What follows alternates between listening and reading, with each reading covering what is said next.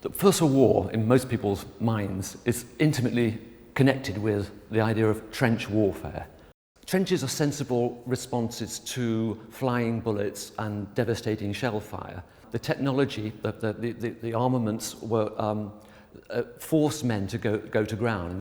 Basically, a trench was a safe place, given the conditions of warfare. I think there was always an understanding that a trench, although safe from direct fire, was a dangerous place overall. Random shell fire, the nature of Western Front warfare, we're talking about that particularly, I suppose, at the moment, random deaths through shell fire and sniper fire. This was always a reality at the back of people's mind. So yes, they were aware it was a dangerous place. Some places were more dangerous than others.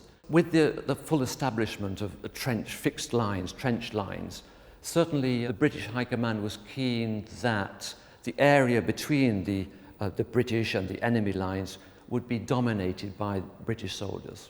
And so we're very keen to patrol and very often quite keen to raid enemy trenches, to assert a moral supremacy over this particular area. So a man's experience of combat could be a patrol in no man's land, often at night, and where he would meet an enemy patrol and engage in a hit-and-run fight. It would be the hurling of bombs, discharging of revolvers and rifles.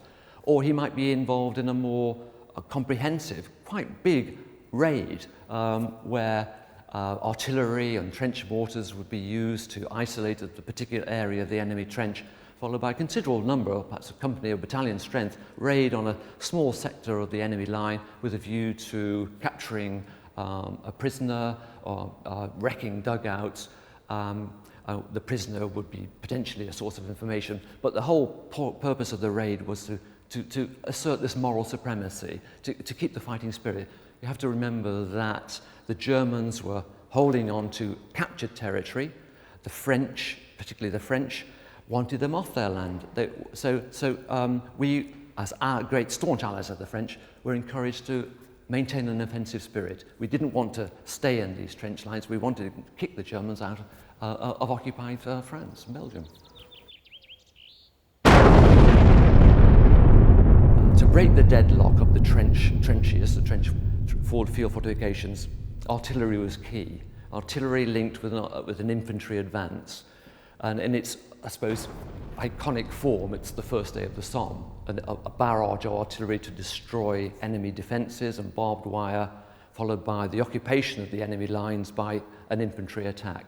Once you expose yourself to the technology of warfare available at the time, you were in a very dangerous situation and casualties were incredibly high. Casualties were incredibly high in the War of Movement and at the beginning of the war, August 1914. Hence the decision, whenever possible, if the situation couldn't be resolved, you went below the ground. Those in charge of military operations gained experience because the shock was common to all, how to cope with the new developments in armaments. Men were encouraged to show a bit more guile rather than in 1916, where the understanding was that this volunteer army wouldn't really appreciate small unit tactics and had to walk together in lines. As the war goes on, the understanding is that we'll present less of a target and as it were, isolate strong points, surround them, do things a little bit more nous.